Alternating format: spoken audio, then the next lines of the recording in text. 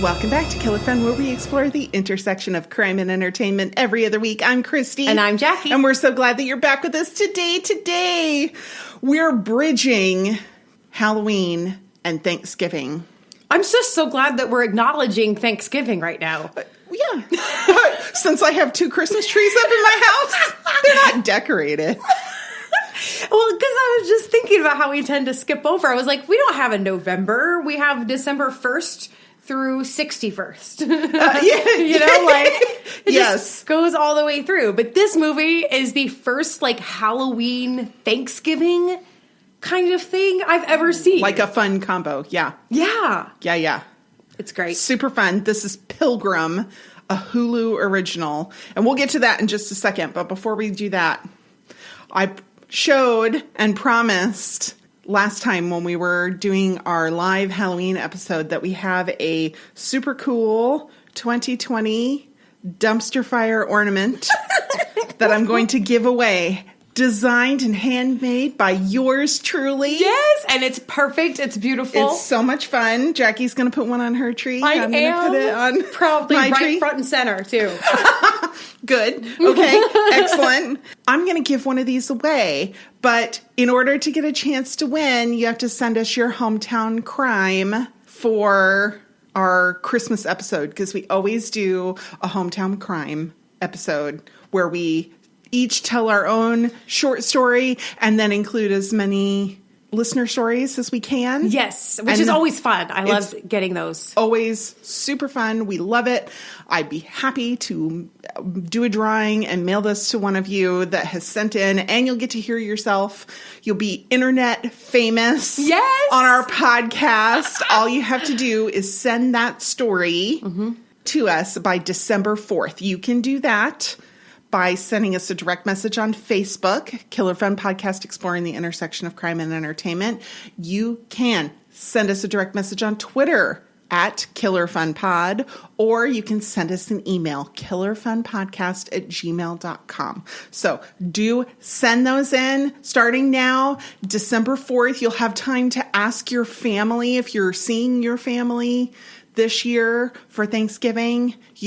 You don't want to talk about politics? No, so talk about murder. That's right. Ask, like, what's the weird thing that happened in your family's hometown when you were a kid or when they were a kid, or like the weird murder or the strange guy that lived down the street, or the weird disappearances. Or the stupid criminal. We love stupid criminals. Oh, we love stupid criminals. You know what? It's kind of funny what a dumpster fire it is when we're telling people that politics is more of an inflammatory subject than like crime and murder and kidnapping and paranormal weirdness. Right. Cheers. Here. So send those in by December 4th, and you have a chance to win this super cool little ornament. I'm so super proud of them. I personally am conflicted because I want you to sell them because they're amazing, and yet I'm like, no. No. These are very exclusive. Yes, these are exclusive. I made like 30-something of these. Yes. So are they numbered? You need to number it. You need to sign it. You do need to sign it. We need to sign it. Oh, well, on the back I might put a little you might need something. To put something. There's a little thing. A little pocket that might have a little something in it. Something. Yeah. So we'll see. Anyway, so Pilgrim.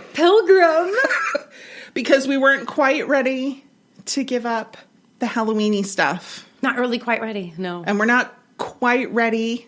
I might be ready. Jackie's not quite ready to move on to Christmas just yet.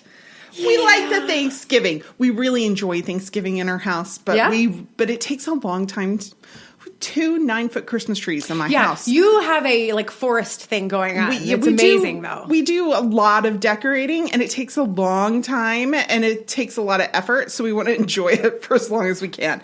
So things go up in shifts, but we really do enjoy Thanksgiving very, very much. So this is a fun way to talk about that, but still kind of enjoy Halloween a little bit. Well, it's true. And you know what it also does is it gives me an opportunity to tell you one more thing about myself that people don't know.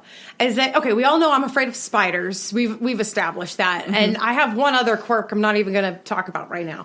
However, I am also kind of really afraid of pilgrims. And Puritans. In general, they are terribly frightening. They are terribly frightening. I didn't force her to watch this. She picked this. I did because I was like, oh, that's so terrifying. I can't look away. I have to see it. You know, and so I was like, I've just got to, but I'm like, first of all, I feel a little validated because finally, I mean, spiders have been the mascot of Halloween forever. So I feel like people, even if they're not afraid of spiders, they understand that they're scary. That's why they're the mascot for Halloween. So you feel a little vindication, like there's a reason to be afraid. I also get bit all the time, which is an aside. You do. I actually get bit a lot, and I actually wonder, chicken or the egg, which came first. Like, was I arachnophobic because I was arachnophobic, and then I somehow, like, through synchronicity of the universe, got bit all the time? Or do I just kind of attract spiders the way some people attract mosquitoes, and that made me afraid? I don't know. But pilgrims, I've never had a run-in. There's no run-in with pilgrims. I don't understand where this came from. They are freaking scary. Okay, well, we'll talk more about that in a little bit. Oh, no. But this movie was super fun. Okay, yes.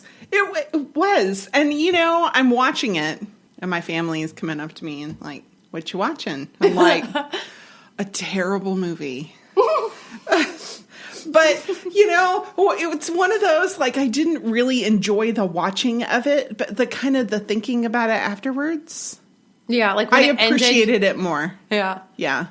I did feel like it was a little bit of two movies in one. They made a shift, and it was subtle enough that by the time the shift was finished, I sort of wished it had just been like that from the very beginning.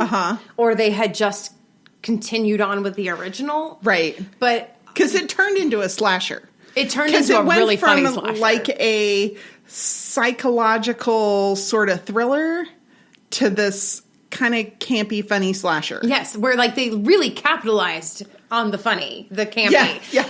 And so I kind of thought, man, if it had been like that from the very beginning, I'd have enjoyed it more. I think I would have enjoyed it even more. But I give it credit for like doing the twist. Instead of just a plot twist, they did kind of a genre twist on you. Right. It was kind of like, okay, that's fun.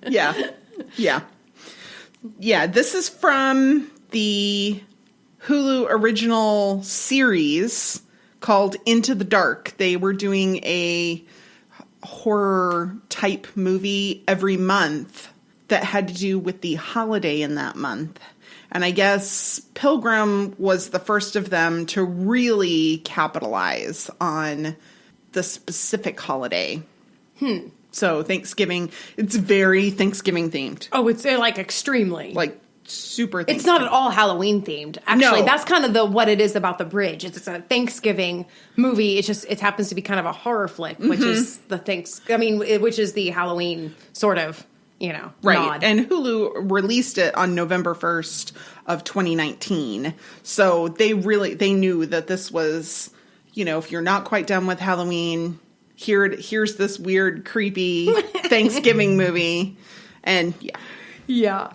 All right, so we have lovely Rain Edwards, whose daughter Cody, she's really like the principal in the movie. She really is. Yeah. She's done lots of TV, the MacGyver reboot. She was on The Bold and the Beautiful for 3 years. Kerr Smith is Shane, her father. And I was like, this guy looks so familiar. Oh, yeah. He's Jack McPhee from Dawson's Creek. He's been in a ton of stuff. He was the principal on Riverdale. He had a part in this little underrated show that I loved when it was only on for like 2 seasons called Life Unexpected. It's a great little show. I haven't even, I don't know that at all. It's like a freeform kind of show. Oh, okay. Yeah. Maybe when it was still ABC Family. It was a while back. But he was on that show too, and it's delightful. Courtney Hengliner is Anna. She's had lots of little parts on TV and is part of a current popular Netflix binge show. It's really gotten a lot of attention during the pandemic, Cobra Kai. Oh, so, okay, my family is obsessed with this and has been obsessed with this, like, a lot. Okay. And I'm, like, again, the only one who hasn't seen it. And so I've caught little bits of it, but they absolutely adore it. Okay. Yeah. I've heard it's great. I've heard it's great from them. Yeah. Yeah. I haven't watched it yet. I was never really a big Karate Kid fan. Yeah. But, I only for the nostalgia. Right. The stereotype of it, the character of it, you know? Right. Not really. Peter Giles is Ethan, and he looks really familiar because he has 82 IMDb credits. He's been in all kinds of stuff. Not a principal in anything, really, but just lots of little parts. You've seen him places. Oh, like everywhere. Uh-huh. Yeah. And then there was neighbor Catherine. Her name is Beth Curry. And I'm like, oh, she's related to Tim Curry. No, she's not. She's another one with lots of small parts. Yeah. All right. I felt like it was a pretty unknown, but successful cast. Yes. Yeah. Yes. Like, I have to say I am more and more impressed with all of these actors and actresses coming out of Canada right now. Like for the last few years, you know, the stuff that they've been making has made it finally to us through streaming and stuff. And I just adore that everything is coming out of there. Like, I love it. Mm-hmm. Bring Travelers back. I don't know that one. Travelers? Bring it back. Bring back Travelers. I thought you said Brain Travelers. I'm Brain Travelers? I'm like, Brain Travelers sounds fascinating. So many ideas. Oh, my God. Ooh. No, I need my Travelers back. Yeah. Mm. Okay, I digress. So we're going to recap a slasher. Let's do it. Okay. So there's a little girl, and she's watching her parents argue, and then it cuts to this happy family at the same table, and you really get the idea that this is performative, that they're happy at this table, because the only one who's actually happy is the little boy named Tate. Tate's older half-sister, who's biracial, so you know she's his half-sister, is Cody. She's a surly teen with something deeper nagging at her. Father Shane is distracted constantly by work that he can't or doesn't want to leave. And it's on his tablet with him all the time. And then Anna is the mother, and she's neglected by her husband. She's both jealous of Cody and sad that Cody doesn't like her better. She's bored in her life of luxury. And it's this last one that really breeds everything that comes after. So Anna informs the family that they're going to have a Thanksgiving experience. There will be a holiday meal provided for them and a whitewashed education of the olden times. The olden times. Olden times. Quote unquote. Mm-hmm.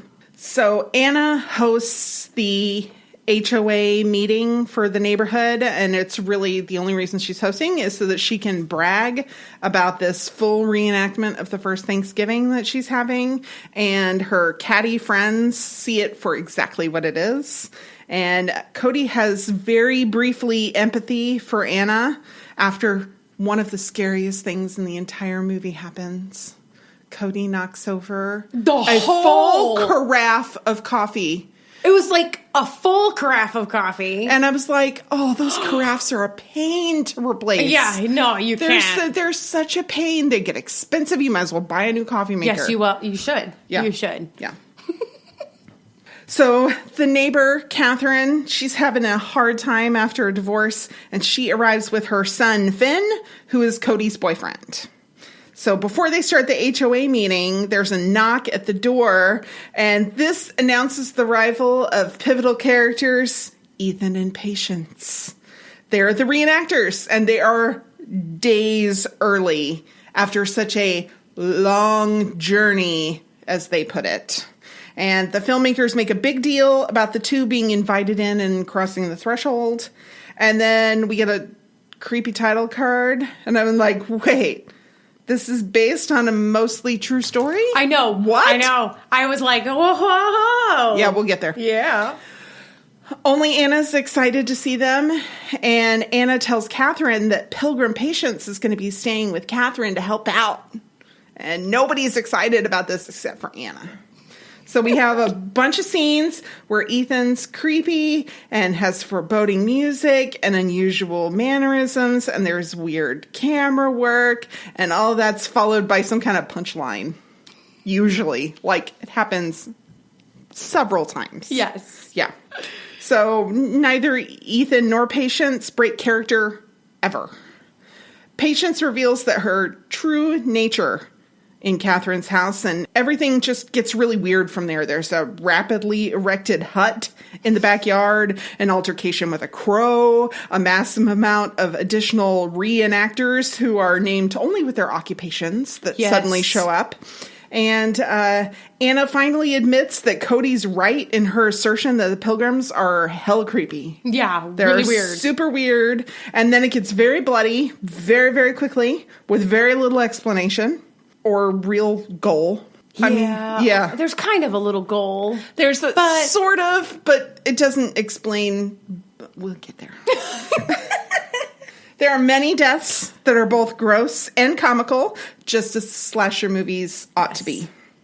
Absolutely. And that's it. That's it. Yeah. That's it. So, it's just not the type of movie I typically like. Yeah, I would say that's probably true. Yeah. Yeah. But I can appreciate it for what it was. I mean, I think, all right, this is my assessment. I think that the two movies that I saw that was smashed into one with that shift in the middle that I talked about, I think they meant it to be the second movie the whole time. I just don't think it played as well in the beginning, or something about my expectations may have just not primed myself for that. Right. And it may have been a me thing, because that placard, like the call card, the whole intro to the movie was very, very funny. So it shouldn't have been surprising, but there just wasn't enough of those like really silly kind of movie moments. There was no in the beginning. Nod and wink wink. Right. Yeah. Right. That I wanted more like nod and wink wink. And we totally got it at the end. Right. But I felt like they probably could have, right. But it was almost like they achieved being too creepy. That's in fair. The beginning. That's super fair. So Brian Tallarico of Roger Ebert Reviews liked it just fine and really understood what it was, I think, going into it. He said the subtext that wealthy people often do ridiculous things in an effort to be different is there when she reveals to her family that she signed up for a service in which cosplayers recreate the first Thanksgiving. If you think inviting fired Renaissance workers into your home to cook a turkey is a bad idea, Cody would agree with you. And then he addresses that whole pacing issue, which is what I think it is. And he says, while the first hour may be too much of a slow burn for some, never fear. It gets insane with bloody parts and gore, but never loses its clever sense of humor. Did we just murder as a family? Which I appreciated, because as they're doing it, I was like, oh, the family that kills together. Right, yeah. Well, and they have this great little bit of like campy filmmaking where they all raise their hands up with their found weapons. And I love it because Anna has like a spoon. Yeah. But then the spoon comes back for revenge. Yeah. She was like, whatever, I will kill people with a spoon. That's and right. She did. Yes. I was happy. Yes. And it was like, I wanted more of that. I wanted more of that in the beginning. Yes, I agree. But I think that the premise didn't allow for it a whole lot. Right. Yeah. I think, when you deal with a subject that hits a little too close to home, it is really hard to make that feel campy. Dark comedy is extremely difficult. And so I think that's where they probably fell maybe a little short, is that they didn't manufacture a bit of the dark comedy so that we could laugh over what was actually something we've all kind of experienced, and it feels a little too on the nose for our own lives. Right. Well, and it couldn't quite decide what it was. Yeah. Is it a dark comedy? Is it a psychological thriller? Yeah. Is it a slasher? Exactly. And it was like... And it was all three, but it wasn't any one of them extremely well.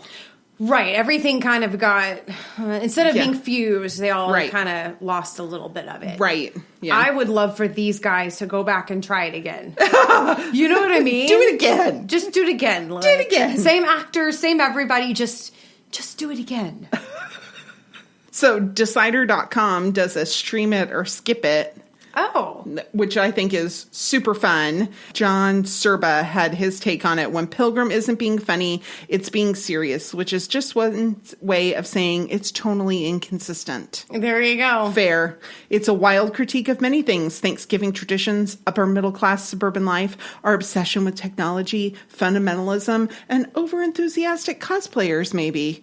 You can't say it's unambitious. Fair. And their recommendation is stream it. Oh, hey, see all Yeah. of that, and you still say stream it? I mean, that's pretty awesome. Right. That tells you how good it is, actually. I mean, if you just need like an hour and a half worth of, like, I just appreciated kinda- that as well. Yeah, that it wasn't overly long. Yeah. Yeah. I appreciated that. It was not a movie that needed to be overly long. The story didn't have to be that complicated. No. For you to like get it. Yeah. Yeah. All right. Well, we're going to take a quick break and come back with Is It True?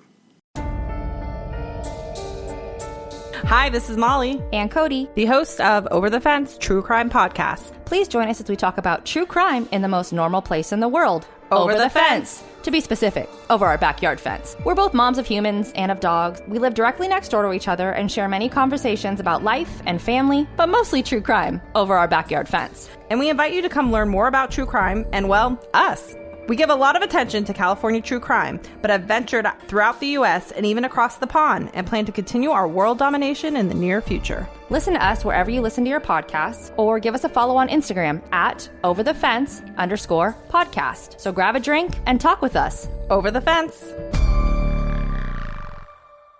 Thanks for sticking with us through that quick break. Is it true? So this is based on something true? Wait, what? Well, so I really laughed at the phrase they used because they said based on a mostly true story. And I thought, oh, that's interesting because usually things are mostly based on a story. True, yeah. See, that was the first campy thing. It was really funny. Uh-huh. Yes, and it was really funny. And Yes. they showed this picture. Okay, so that Yeah. picture was of co-writer of the script, Noah Feinberg.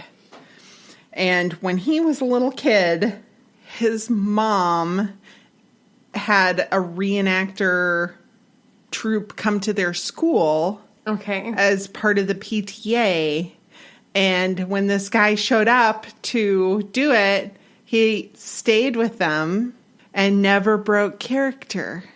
See, that's just creepy, man. Super creepy. So this is what his imagination was, that this is how it was going to go down? Right, yes. And this was like, this is not a good idea.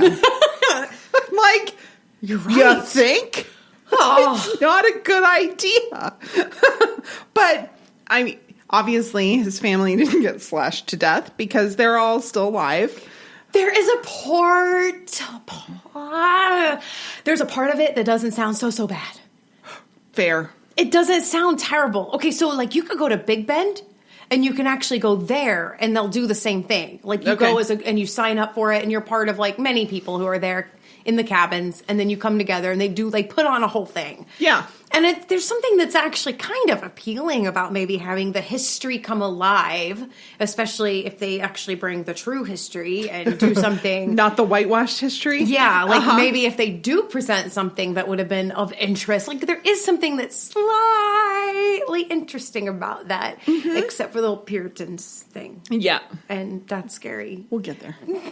So, but I'm going to post a video of Noah Feinberg talking about his experience. There's like a 2-3 minute video of him telling. It's adorable. He's Okay, I so can't wait to see cute, that. and it's a little funny. And so I'll post that on our social media. And again, you can find us on Facebook, Killer Fun Podcast, exploring the intersection of crime and entertainment. You can find us on Twitter at Killer Fun Pod, or you can send me an email, killerfunpodcast@gmail.com.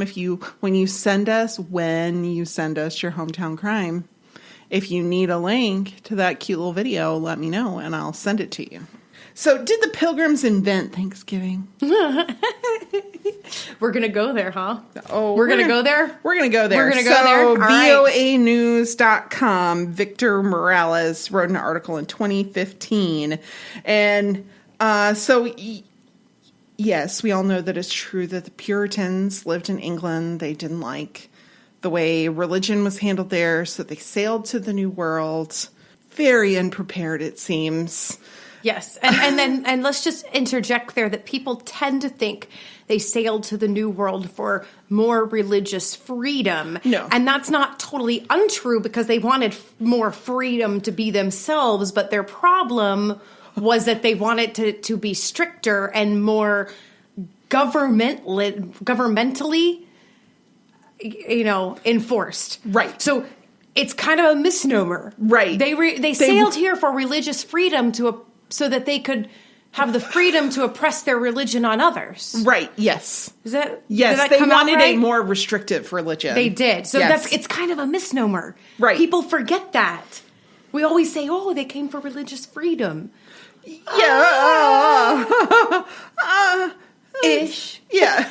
I mean... Yes, they did, but it's one of those you're not wrong situations, but right. that's not the whole... Right, it's more nuanced than that. Yes. Yeah. So those people, they came very unprepared, and half of them froze or starved to death the first winter. Which is pretty awful. Yep, and the native tribes who lived here, the Native Americans, the First Nations people, taught them how to build homes so that they would withstand the elements, how to farm, things they didn't know how to do and did not come prepared to do. Which seems like the kind of thing you might want to do if you're going to move to another continent. You might want to have like some sort of provisions, but whatever. But they were relying on God to provide. And half of them died for it. And they did. They just used somebody else's provisions and preparation and all of that kind of stuff. And then were they grateful? As Ethan would say? Were they grateful? I'm just kidding. I could go down a way big rabbit hole. Well, they sort of were. Yeah. So the very first celebration was very secular. Was not religious. It's always presented as some sort of religious situation. They were giving thanks to God. No, it was just like a 3-day feast where they ate and played games and never did it again. They did it once. Yeah. And they actually did have a Thanksgiving eventually, but it was a very somber event to be grateful for the end of a drought. It wasn't a big feast. It was like them sitting around and praying. And in fact, them using a holiday like that and having a big celebration like that would have been absolutely unthinkable. Right. It's their stoicism actually would have been very as opposed to this sort of indulgence, really. Right. In a way, especially with the way that we kind of characterize it now. Right, exactly. They were not eat, drink, and be merry kind of people. Puritans. No. And they would have rejected a man-made holiday that gave thanks to God. They celebrated the Sabbath period. Like, they'd fine you for celebrating Christmas. I mean, it's ridiculous. But whatever. So John Kemp, who's a colonial training specialist at Plymouth Plantation in Plymouth, Massachusetts, said when they kind of came up with the idea of having a Thanksgiving holiday, it was the late 1800s, and they had to choose somebody to kind of be the poster children for Thanksgiving. So it's not that it was really... A tradition. It was something that they were adding in to give people a reason to be happy. Well, and I don't see a total wrongness in looking back and seeing this documented event and realizing that it symbolizes that was actually a nice coming together, whether the Puritans got it or not, the Pilgrims got it or not. The point was that they had been accepted and taken care of. There was a generosity of spirit. There was a gratefulness there. It really did have a good symbol. And so, But as things go, we tend to then have a lot of transference on what that story really is. Well, yes, and the Puritans were chosen because they wanted a righteous sort of American way people to represent this. So maybe who they should have used was the people from Jamestown, because they were the actual first colonizers of the what we now know as the United States. But those people, they had slaves. Oh, those people were not nice. Those people were not nice. They had slaves. So they were coming up with this. It was right around or right after, somewhere in the vicinity of the Civil War. Slavery was not something they wanted to encourage. Right. So, okay, we're going to set the Jonestown people aside. So they started looking at the people from Boston, and they were like, oh, they persecuted the Quakers, and they burned people they thought were witches. Can't use them. So the Puritans kind of had this, they hadn't done those things, and they'd done plenty of other things, but they hadn't done those things. In my mind, I kind of think of the people from Salem and all those areas, the Puritan. There was a Puritan spirit in both of those areas. They were different people, but it was kind of like a sect situation. Right. They're all daggum Puritans. Well, or maybe fair. I'm just afraid of them all. I don't know. Fair. Anyways, but yes, you're right. There is a separation. But Yeah. in my mind, I always kind of lump them together. Right. Like, but the Pilgrims had a specific sort of garb as well that made them easy to make their clothing into costumes and ignore all their troubling bits. And yes. They don't have a history of just complete depraved character. They were ignorant when they got here. They were, bless. It was bless their hearts. You know what I mean? But so that's all right. So I'll accept that. But, I used to work in Plymouth.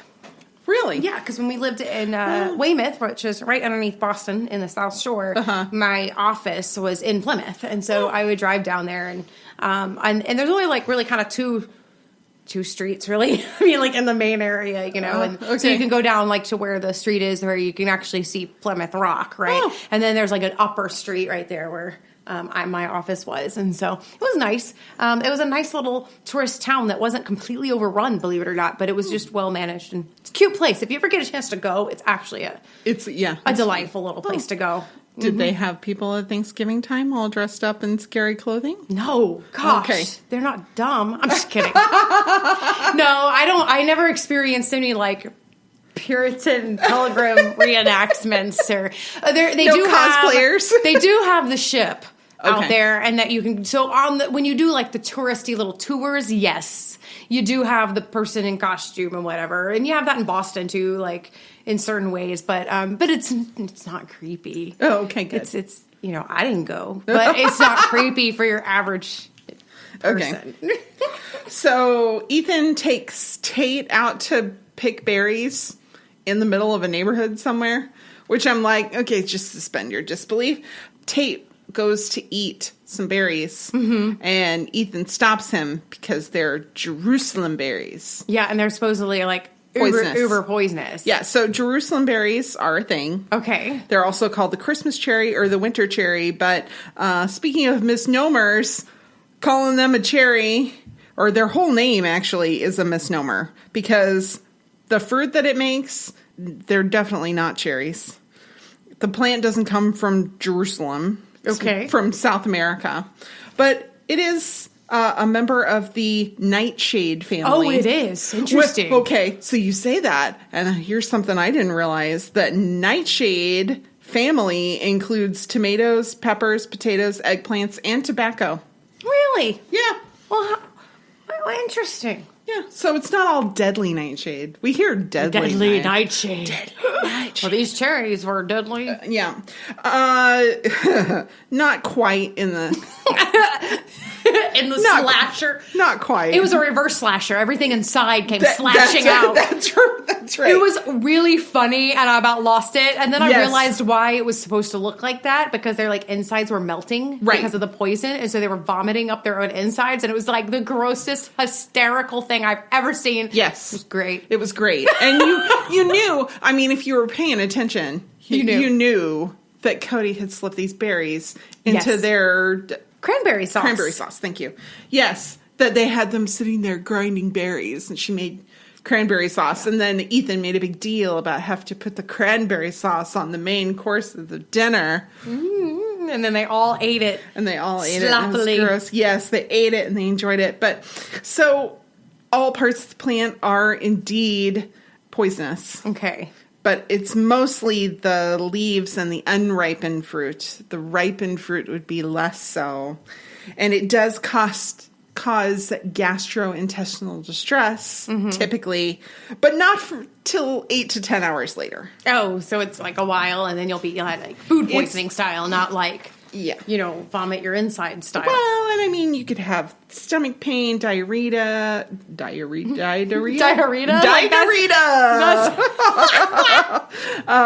Fever, hallucinations. You might have some loss of sensation, vision changes, a whole litany of things. But most people get better in 1 to 3 days, depending on how much they ate. And hospitalization must be necessary, but death is uncommon. No. And it's certainly not going to melt your insides. And have you vomit them up everywhere? Within 20 minutes. Yeah, I mean, it was I wish that was true, because it was like really, savage. It was really savage, but very fun.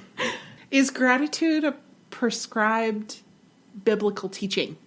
Ooh, open up that wormhole. Just a little bit. So bloggersforthekingdom.com points out that gratefulness in the Bible is almost exclusively to be directed at God, not at your fellow man.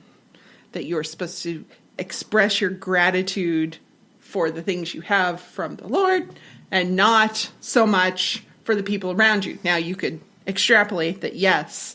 You should treat others well and be gratitude. But be gratitude. Be gratitude. Be thankful. Just be gratitude. Be gratitude. Be gratitudes. No.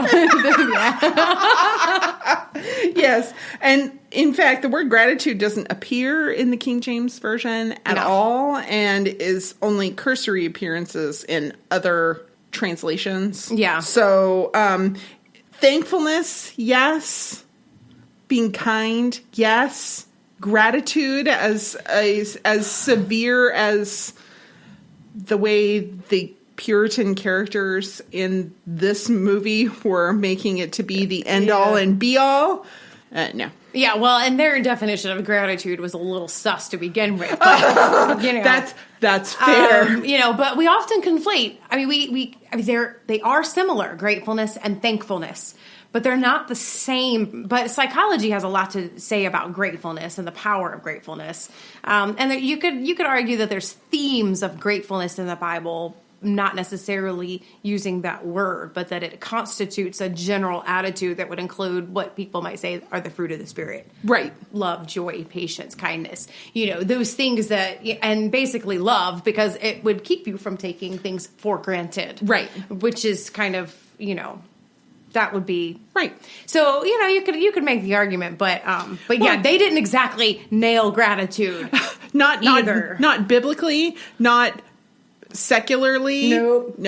Not at all. I would say your relationships. Yeah. If you express gratitude for the people around you, your relationships are better. Your relations are better.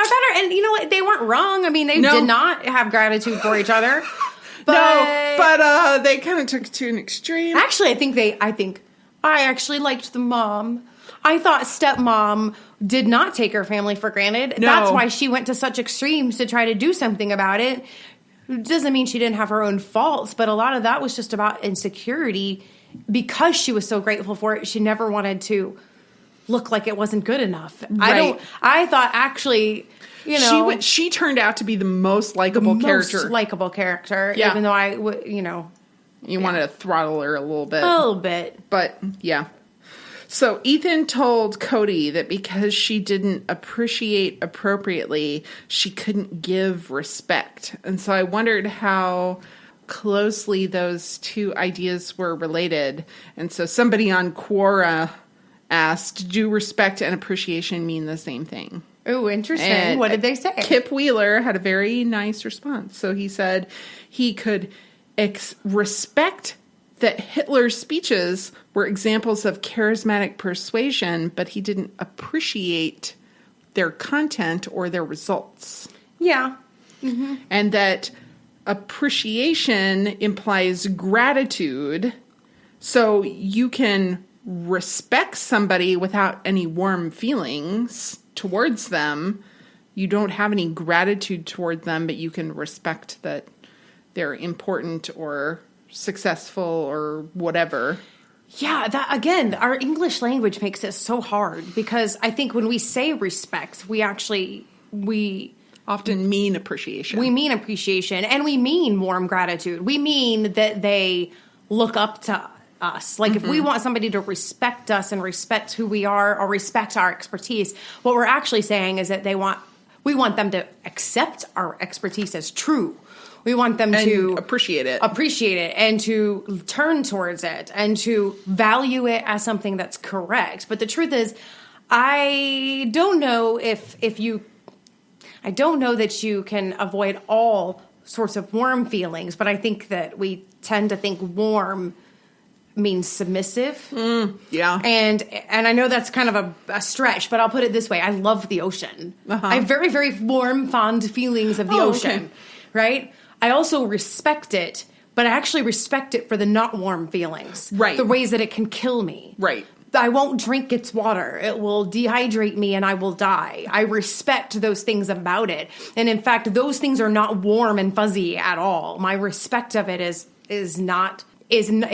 actually kind of submissive, but my warmth of it is actually the not submissive side. So it really speaks to this interesting idea of being kind of on equal footing. That's what promotes a certain level of warmth and beauty, and it can be a respect nature, but respect itself does definitely not have to be, warm, but it does actually mean a bit of submissiveness. I will submit to the fact that the ocean will kill me, therefore I will not go up in a badly designed boat. Oh, there you go. Does that make sense? Yes. I feel like that was like a long trail. Okay, so let's put it another way, in a way that specifically relates to you. Okay. You can respect that spiders have an important role in the ecosystem, yes, but you don't appreciate them. No, yes, exactly. Okay. Exactly. There's no warm There and we fuzzy go. at all. No. But I will submit to the fact that they're little creepos who belong to be here. There is a submission I kind of in respect. love spiders. I know you do. But there is a submission there. Isn't that weird that there's a submission to respect? And it doesn't have to be warm and fuzzy. Right. That's weird. Yeah. It's interesting. Boy, I feel like I need to go flush all of those thoughts out. So if you just listened to all of that and you went, where are you going with this? I get it. I'm sorry. I apologize. I will flush that out. But let's talk about ice picks as weapons. Let's go on. So another Quora answer for me, because Cody, in ridiculousness, in the funny slasher part of this movie, I don't even know how Patient's hand ends up by her head, but she ends up because she sees the ice pick coming and she goes to protect herself, and that's when it went in and it yeah. So it put her hand, stuck it to her skull with the ice pick. Yeah, like it nailed her hand to her skull using the ice pick into her brain. Yeah. Okay, so an ice pick I was like, how much force do you really need to get through a skull with an ice pick? Because it seems like you'd need more force than that. No, actually, it's a very effective at puncturing things like cowhide or like in a motorcycle jacket or a cranium or a sternum, because it's so pointy and cheap but still strong, and puncture wounds don't bleed very easily. But I think the reason she didn't like die and wasn't hurt very much was because her hand was in the way. And so it didn't go really very deep. It had to, Right. yeah. It had like a little bit, but she got it right in there. And Yeah. Yeah, I don't Yeah, it think was most people would be so savage to be like, excuse me, let me pull an ice pick out of my brain and go, I'm fine. Yeah. Well, we'll get there. But it was funny. And you know what? She was the scariest character in the whole daggum film. She really was. And I was like, boy, she nailed that. Well, I'm because like, she didn't have any funny lines. None. She was scary Until the that moment. whole time. When she pulled the ice pick out of her head and was like, I'm fine. And I was like, ha! Yeah. That was the only funny line that she had in the whole thing. Yeah. But yes. boy, she nailed it. She did nail it. I like and she her. nailed being scary. She did. And then, all right, psychology break. Okay, so who knows why deranged people do the things they do as a group? I'm sure it's a case-by-case basis. And all of these people, assuming they're people who show up, have probably various reasons for their homicidal tendencies. So we're going to set that aside. Okay. We're going to talk about you a little bit. Okay. And my fear of Puritans. Well, okay. Why are you? What are you afraid of? Is it the outfits? Is it the? It does not help. Okay. So what about like? Is it just that they are religious and want to push that on other people? Or? It's something about their stoicism. Okay. And something about, yes, the immense amount of judgment that they feel so righteous in having. Okay. That is informed by such stoicism. Okay. And so, yes, the Puritan, I do. Like, you know what? I'm a little quirky in some ways. If I had lived in Salem, I'd have been burned. You and me both, sister. You and me both. We would have been burned. I mean, and so maybe it has to do with my oppositional personality or beliefs, but I have had this fear since I was a young person. Okay. So this isn't like something I grew into as I became more solid in my beliefs. It's something I had even when I was just a really quite good kid, like a good obedient kid, was terrified. Something about their like God complex is just terrifying to me. Okay. Could it possibly be that they were hypocritical? Well, that doesn't help. Yeah, because I mean, they're just, yes, because they have such judgment, but they claim such things, and they're like half dead. I don't know.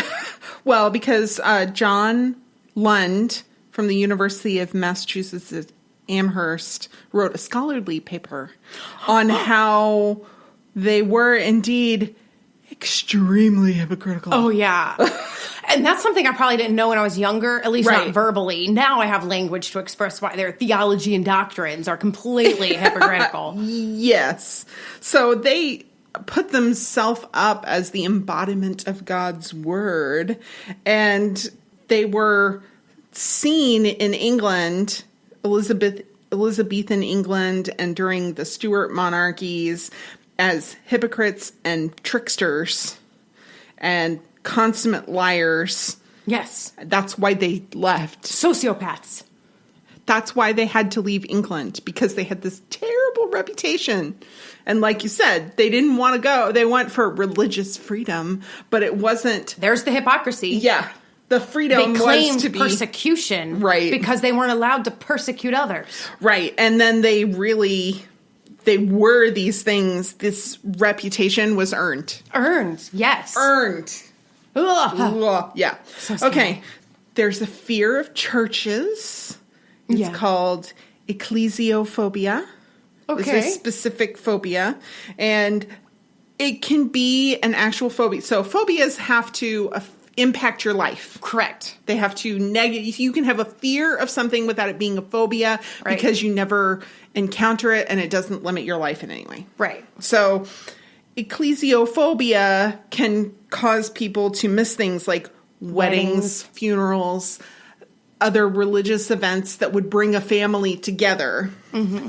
And there's two types.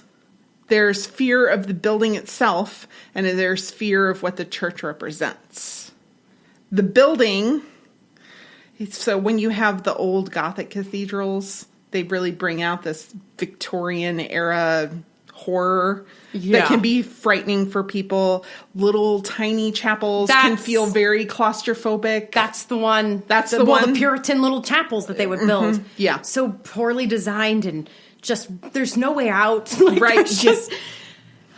And yet I do have an affinity for certain types of small chapels that are quaint and sweet. Mm-hmm. But that was like me trying to overcome it. Like I would overcome it by saying, look how sweet it is. It's such a cute little chapel. Look how cozy.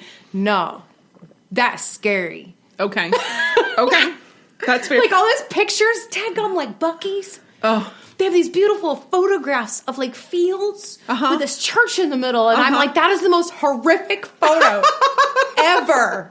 Because it's just a scary little church like out in the middle of nowhere. Village of the Damned kind of problems. Well, and even modern churches can feel very overwhelming and disorienting for people. Yeah. So, and often churches have fairly graphic imagery in them sometimes. Jesus on the cross and blood and death, and that can be very frightening for people. Yes.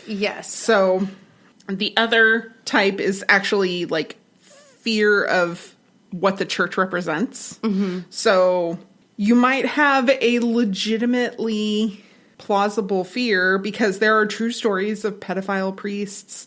Organized religion has typically persecuted the homosexual, transgender communities and done now debunked. I appreciate that in this article. Debunked conversion therapies. They don't work. This is from Very Well Mind. And I appreciate Laura Frischter for including that it's conversion therapy is debunked. Does not work. It is also against the law. Yeah, you cannot pray the gay away. Right. Yeah. And that's not what they were doing, by the way. So that's part of why it's debunked. Right. And so there's a lot of good articles on that. So if you're worried about that, the point is that the conversion therapy was not praying it away. Right. No, it was horrific torture of all sorts. Right. And anyway. Yep. And if you're comfortable in your own church and afraid of other religions or other churches, then you might be having xenophobia and not ecclesiophobia, which is xenophobia is really a fear of strangers, but it extends to religion in a lot of ways. All right, real life. Anna summoned the reenactors to the home, and but it really might have been Cody in the realm of this movie who invited the evil in. Because she got the larger half of a wishbone with her little brother Tate. Yes. And she wished that the whole thing would backfire in her stupid face. Yes. So, why do we do wishbones? Okay, so from How Stuff Works talks about it. It's actually really, really old. Okay. That 700 BC... the Etruscans understood birds to be oracles and that they told the future. Which is why in movies, when you see witches, they like cut open a bird and read the entrails and stuff. Yeah. Okay. Yeah, and it's weird and gross. And that's where this comes from. So when the Etruscans would kill a bird, usually a chicken, they would leave the wishbone out in the sun to dry out so that they could get some of that power that birds could tell the future, like it was a little divining rod, and they would hold it and pet it and make wishes on it, which is how it came to be called the wishbone. Okay, because they'd hold it and they'd wish on it and they'd hope to see the future. Okay. I mean, we know different things now. They didn't know things then. Now we know some things.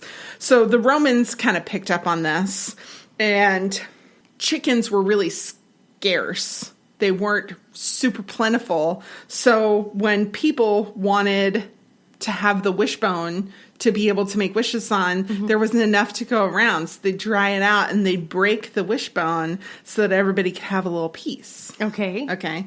So then the British picked it up from the Romans.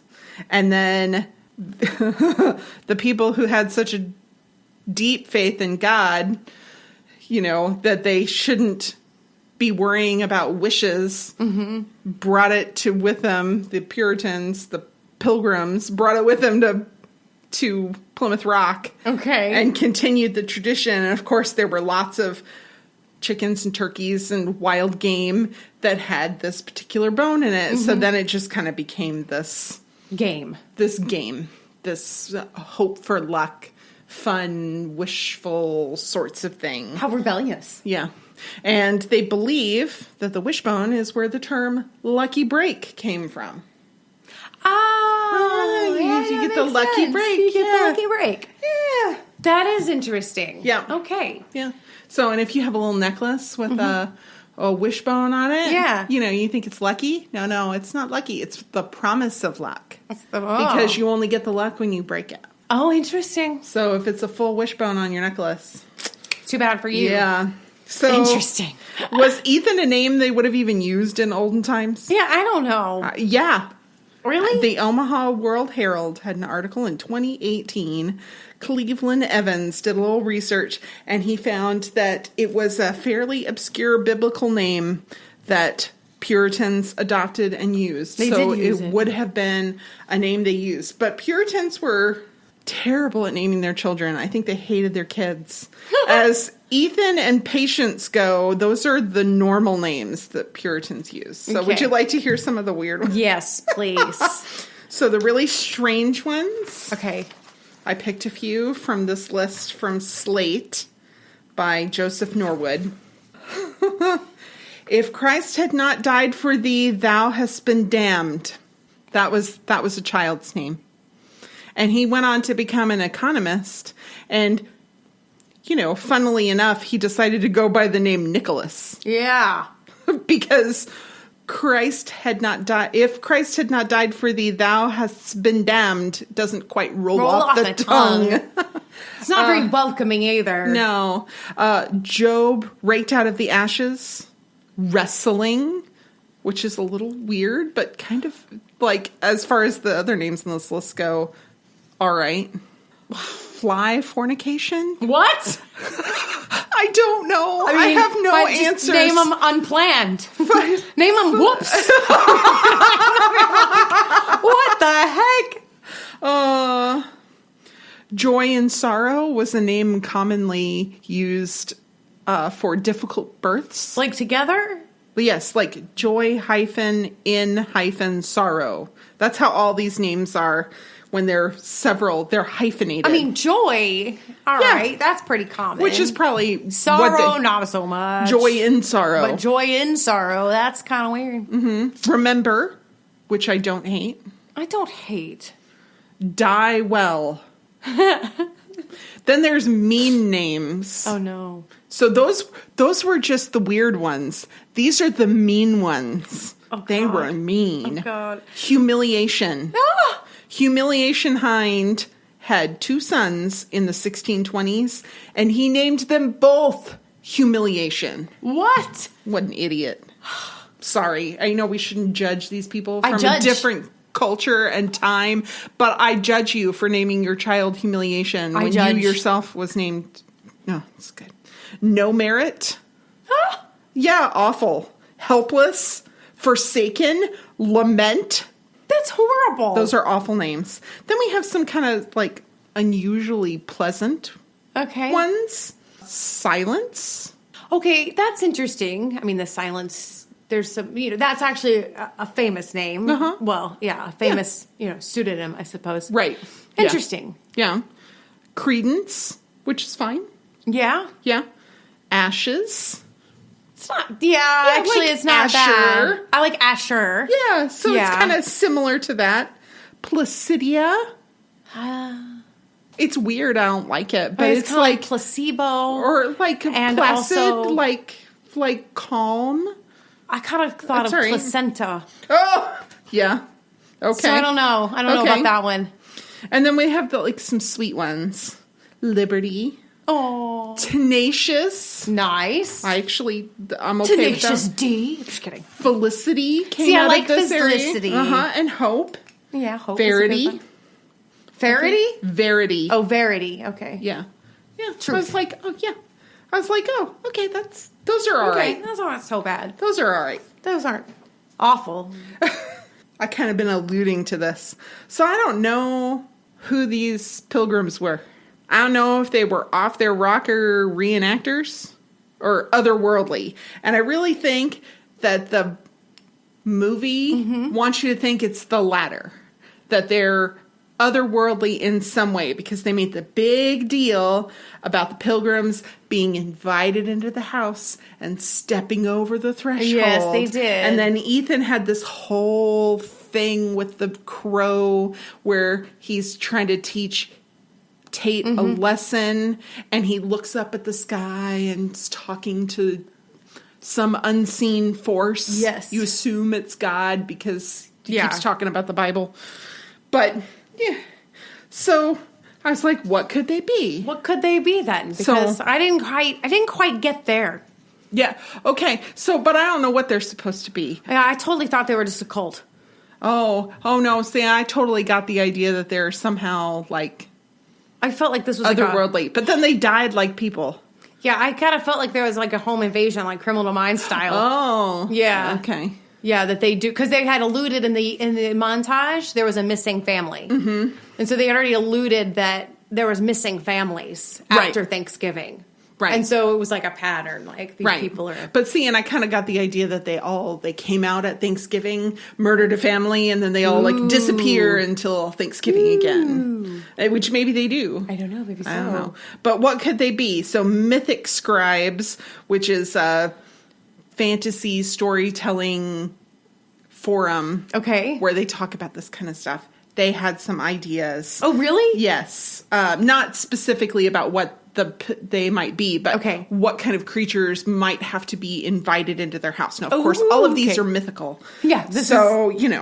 Vampires, which was the first thing that came to mind. So, ghost, witches, and demons sometimes are required to be invited into the home, and demons specifically are understood by Catholicism to have to be invited into the home. Okay. Yeah. Into the home, but not into the person, I guess, because they believe in demon possession. Right. So they have to ask to come into your house, but not to come into your body. I think so.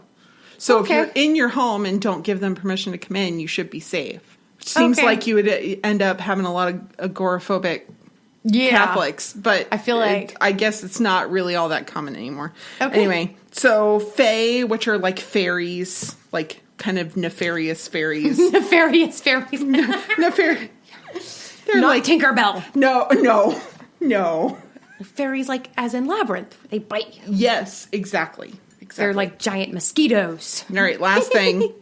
Puritans. Not fun at parties. No. They banned all kinds of stuff when they came to the New World. So they outlawed gaming, and like they went to the point where they said, you have until this date to get rid of your cards and dice because that's gambling. How dare you? They punished adultery with death. They banned fancy clothing, smoking in public. If you missed Sunday services, you go in the stocks. You celebrate Christmas, you get a fine. The only holidays that they celebrated were Election Day. Hold on. What? I'm going to have a moment. Holy crap. As the people who are anxiously awaiting election results, we don't yet know. In the United States. There is like a colliding of problems and issues in my mind right now. Yeah, well, separation of church and state. And poor Jackie, she's a mess right now. This is where it all started. Yes, of course it is. Election Day. Election Day was one of the only man-made, to their perception, days that they would celebrate. doesn't that tell you something? It's so true. Ain't that a thing? Whew. Yep. They might celebrate commencement days where you graduate from schooling. Okay. And training day, which involved military exercises. It all makes so much sense when you wrap it all up that these are the things that they valued and the only things they celebrated. You remember that scene in Hackers where it was all stupidly animated, where all the puzzle pieces kind of came together? That's what's happening in my brain right now. There are so many, because I don't study Puritans a whole lot because I'm afraid of them. Well, so I never really quite knew this part of it. I stuck with the philosophical sides, you know, like the right and wow, yeah. And, this article is talking about all this stuff is from the New England Historical Society. And they have a quote from H.L. Mencken. You'll appreciate this. Puritanism is the haunting fear that someone, somewhere, may be happy.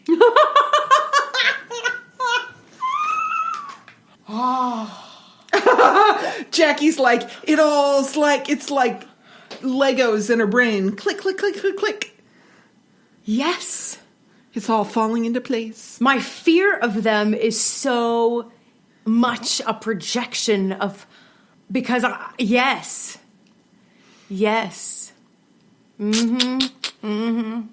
Good thing they're not walking around the streets anymore. Well, so I'm telling you what, if I saw one, he wouldn't be walking long. I'd get a spoon. She can get a spoon. And I'll get the bail money. They're never going to let me out. Oh. All right. Okay. So don't forget to send in your hometown crime stories so that you can win your super, super cool Christmas ornament. And next time we are going to take a little more lighthearted view of Thanksgiving. But still crimey. Little crimey. Yeah. Tower Heist with Ben Stiller, Casey Affleck, and Eddie Murphy. Sounds like a blast. A little bit of fun. So thanks for listening. We know you make a choice when you listen to us. We don't just come on the radio, and we so appreciate that you make the choice to listen to us. It's an honor. Yes, honestly. It is. Thank you. So honor us further by telling your friends. Yes, please share. It's way more fun when you listen to a friend. Until next time, be safe, be kind, and wash your hands. See you next time. Bum, bum, Da, da, da.